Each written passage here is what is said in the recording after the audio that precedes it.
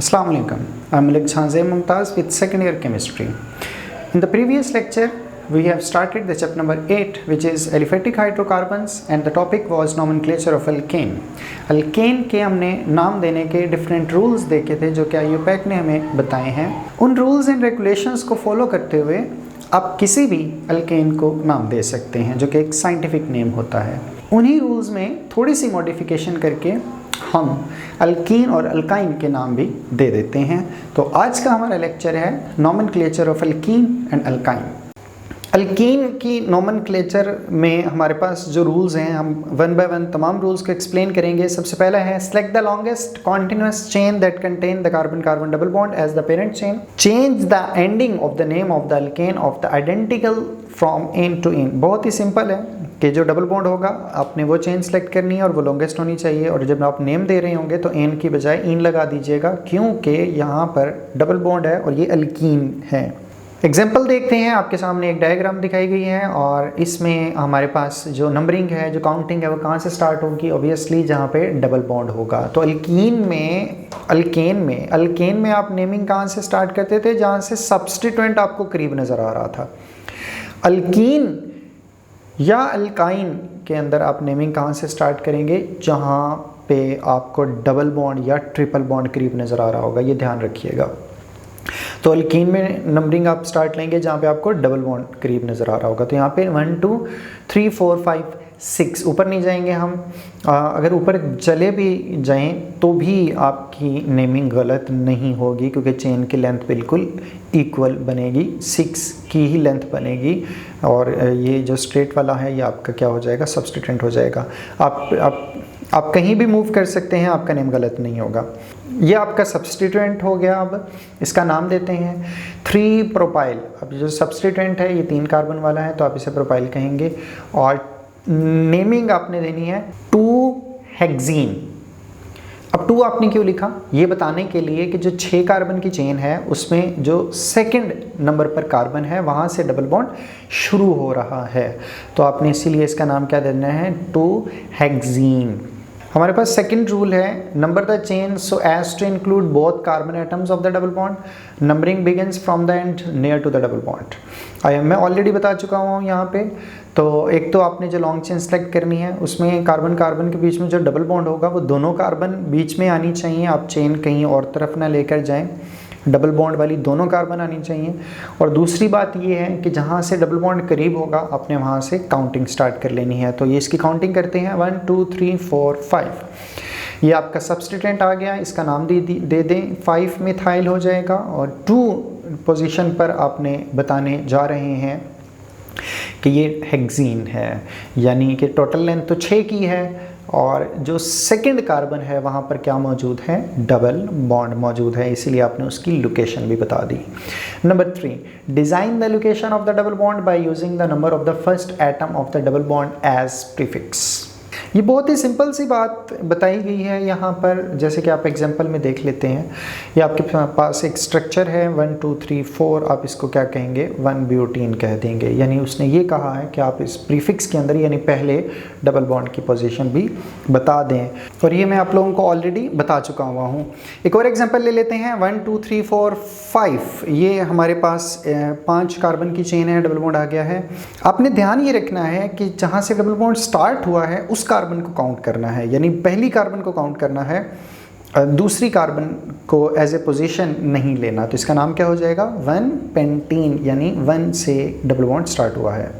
Number 4, indicate the location of the substituent groups by the number of the carbon atom to which they are attached. बहुत ही simple सी बात है कि आपने substituent की position को भी एक्सप्लेन करना है, बताना है कि वो कहाँ पर अटैच्ड हैं. जैसे कि आपके पास ये स्ट्रक्चर है, इसकी नेमिंग कर लेते हैं 1 2 3 4. अच्छा, आप इसकी नेमिंग लेफ़्ट साइड से भी कर सकते हैं, राइट साइड से भी कर सकते हैं, लेकिन यहाँ पर आप इसकी नेमिंग लेफ़्ट साइड से करेंगे क्योंकि यहाँ पर डबल बॉन्ड भी और उसके साथ साथ सब्स्टिट्यूएंट भी मौजूद है. तो जब आपके पास डबल बॉन्ड बिल्कुल इक्वल लेंथ पर मौजूद हो तो फिर आपने देखना है कि सब्स्टिट्यूएंट कहाँ पर लगा हुआ है. तो जहाँ पे सब्स्टिट्यूएंट करीब होगा आपने काउंटिंग वहाँ से स्टार्ट करनी है. तो इसीलिए इसकी काउंटिंग कहाँ से स्टार्ट होगी? लेफ़्ट साइड से स्टार्ट होगी. तो 1 2 3 4 और ये जो मिथाइल है ये आपका सब्स्टिट्यूएंट हो जाएगा. तो इसका नाम क्या होगा? 2 मिथाइल और 2 से डबल बॉन्ड स्टार्ट हो रहा है इसीलिए 2 लग गया, और टोटल लेंथ है 4 की, तो ब्यूट हो जाएगा और ईन लग जाएगा क्योंकि ये अल्कीन है, तो 2 मिथाइल 2 ब्यूटीन। एक और स्ट्रक्चर देख लेते हैं, हमारे पास ये स्ट्रक्चर है। अब इसमें लेफ्ट साइड पर दो मिथाइल लगे हुए हैं, लेकिन काउंटिंग वहाँ से स्टार्ट करेंगे जहाँ से डबल बॉन्ड को आपने प्रायोरिटी देनी है। तो 1 2 3 4 5 6 ये इसकी नेमिंग हो जाएगी, और बाकी सब के सब जो चेन में नहीं आए वो सब्सटीट्यूएंट हो जाएंगे। तो इसमें कितने सब्सटीट्यूएंट हैं? 3 सब्सटीट्यूएंट हैं। तो इसको नाम आपने कैसे देना है? 2 फिर 5 ट्राई मिथाइल 2 हेक्सीन। नेक्स्ट हमारे पास रूल है कि if the parent chain contains more than 1 double bond they are alkadienes for 2, alkatrienes for 3 and so on। तो बहुत बेहतरीन बात की गई है, इसको ध्यान से सुनिएगा।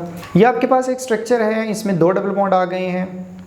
काउंटिंग कहीं से भी स्टार्ट की जा सकती है क्योंकि दोनों डबल बॉन्ड सेम पोजीशन पर हैं। तो 1 2 3 4, तो आप इसका नाम क्या देंगे? 1 भी देंगे और 3 भी देंगे, चूँकि 2 जगहों पर आपके पास क्या है? डबल बॉन्ड है। तो 1 3 ब्यूटाडाईन कर देंगे, यानी आपने ईन से पहले क्या यूज़ कर लिया? डाई यूज़ कर लिया। तो वो लगाना बहुत ज़्यादा इंपॉर्टेंट है कि 3 डबल बॉन्ड होंगे तो यहाँ पर आप क्या लगा देंगे? ट्राईइन। पहले उनकी लोकेशन बता देंगे और फिर यहाँ पर आप उनको ट्राईइन कह देंगे। तो ये हमारे पास नेमिंग थी अल्कीन के हवाले से। अब हम बात करते हैं nomenclature of alkyne. The largest continuous carbon chain containing triple bond is selected. The name of the identical alkane is changed from N to Ine. बहुत ही सिंपल सी बात है, आपने लॉन्गेस्ट चेन सेलेक्ट करनी है जिसमें ट्रिपल बॉन्ड होना चाहिए और इसमें N की बजाय आइन कर देंगे क्योंकि अल्काइन को YNE से शो किया जाता है। आपके सामने एक स्ट्रक्चर है, इसकी नेमिंग आप 1 2 भी दे सकते हैं, 1 2 इस तरह भी दी जा सकती है, और इसका नाम क्या हो जाएगा? 1 इथाइन हो जाएगा। अब इसको 1 इथाइन हम कहते नहीं हैं, हम इसको सिंपल इथाइन कहते हैं क्योंकि इसकी और ड्रॉ करने की हमारे पास ऑप्शन ही नहीं है, इसीलिए ये सिंपल इथाइन ही रहेगा। 1 इथाइन मैंने इसलिए लिखा था कि आपको ये बता सकूं कि यहाँ पर 1 लिखने की ज़रूरत नहीं है, इसको जैसे मर्जी करें ये 1 ही रहेगा। इसी तरह दूसरा स्ट्रक्चर देख लेते हैं, और इसकी काउंटिंग स्टार्ट होगी 1 2 3। अगर ट्रिपल बॉन्ड इस तरफ होता तो काउंटिंग हम यहाँ से स्टार्ट करके कह देते 1 2 3, इसीलिए ये 1 प्रोपाइन ही बनेगा हर सूरत में, तो हम 1 नहीं लिखते हैं। ये ध्यान में रखिएगा कि इथाइन और प्रोपाइन के लिए लोकेशन का बताना ज़रूरी नहीं है। हाँ, ब्यूटाइन के केस में आप लोकेशन बता सकते हैं कि वो 1 ब्यूटाइन है या 2 ब्यूटाइन है, जैसे कि हम अगली एग्जांपल्स में देखेंगे। Number 2, the position of the triple bond is shown by numbering the alkynes so that minimum number is assigned to the triple bond। जी, इस रूल का क्या मतलब है? आप स्ट्रक्चर देख लेते हैं, 1 2 3 4, ये आपके पास एक ब्यूटाइन का स्ट्रक्चर आ गया, तो आप इसे क्या कहेंगे? 1 ब्यूटाइन कहेंगे। अब इसको 2 ब्यूटाइन नहीं कह सकते क्योंकि उसने कहा है कि मिनिमम नंबर देना है, यानी जहाँ से ट्रिपल बॉन्ड स्टार्ट होता है आपने वो नाम देना है, तो इसका नाम हो जाएगा 1 ब्यूटाइन। ये मैं बता रहा था कि अगर ट्रिपल बॉन्ड सेंटर में होता तो इसका नाम क्या हो जाना था? 2 ब्यूटाइन इसका नाम हो जाना था। इसको हम ड्रॉ कर सकते हैं, बट इथाइन और प्रोपाइन को हम मज़ीद किसी और तरीके से ड्रॉ नहीं कर सकते। एक और एग्जांपल ले लेते हैं, 1 2 3 4 5, जहाँ से ट्रिपल बॉन्ड करीब है वहीं से काउंटिंग स्टार्ट होगी। मैं आपको बता चुका हूँ ये आपका सब्स्टिट्यूएंट है, तो इसका नाम हो जाएगा 5 मिथाइल 1 हेक्साइन। नेक्स्ट है, if a hydrocarbon contain more than 1 triple bond it is named as alkadiyne and triyne etcetera depending on the number of the triple bond. जी हाँ, जैसे कि हमने एल्कीन में देखा था, यहाँ पर अल्काइन के अंदर भी सेम होगा कि अगर एक से ज़्यादा है तो उसका नाम कैसे देना है। मिसाल देख लेते हैं, ये आपके सामने एक इमेज है, काउंटिंग कहीं से भी स्टार्ट कर सकते हैं, 1 2 3 4 5 6, तो आप इसे कहेंगे 1 5 हेक्सा डाई आयन, यानी कि डाई ट्राई वगैरह का वर्ड हम इस्तेमाल कर लेंगे, इसका ध्यान रखिएगा।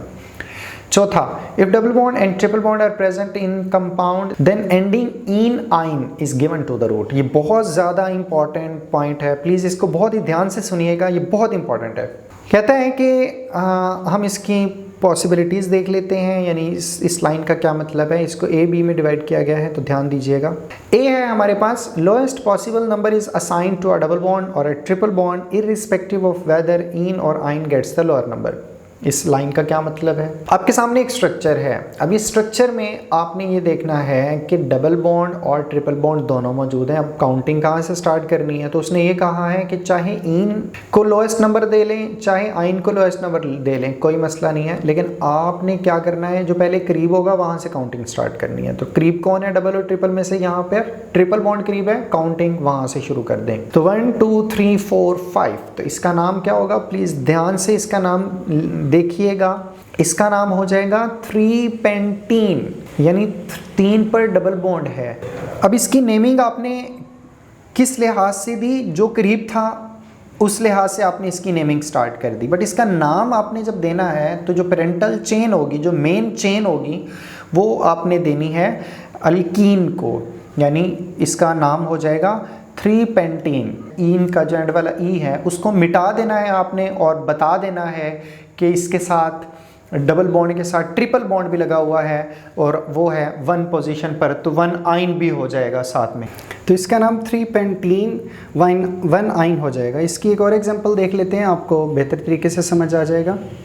और उससे पहले आपने ये ध्यान रखना है कि parental chain goes to ene as it is more reactive. Double bond ज़्यादा रिएक्टिव होता है, इसीलिए हम टोटल चेन को जो नाम देंगे वो अल्कीन का ही होगा, लेकिन एंड पर उसका ईन हटाकर क्या लगा देंगे, आइन की पोजीशन लगा देंगे। जैसे कि आपको ये स्ट्रक्चर दिखाया गया है। अब इसमें काउंटिंग कहाँ से स्टार्ट करेंगे, ओबियसली डबल बॉन्ड करीब है वहीं से स्टार्ट करेंगे। तो 1 2 3 4 5, तो इसका नाम क्या हो जाएगा, 1 पेंटीन। ये नाम यहाँ पे गलत लिखा हुआ है, आप इसको करेक्ट कर लीजिएगा। इसका नाम हो जाएगा 1,4 पेंटाडाइईन, 1,4 पेंटाडाइईन, और उसका ईन का ई नहीं होगा और उसकी जगह पे आ जाएगा 2 आइन।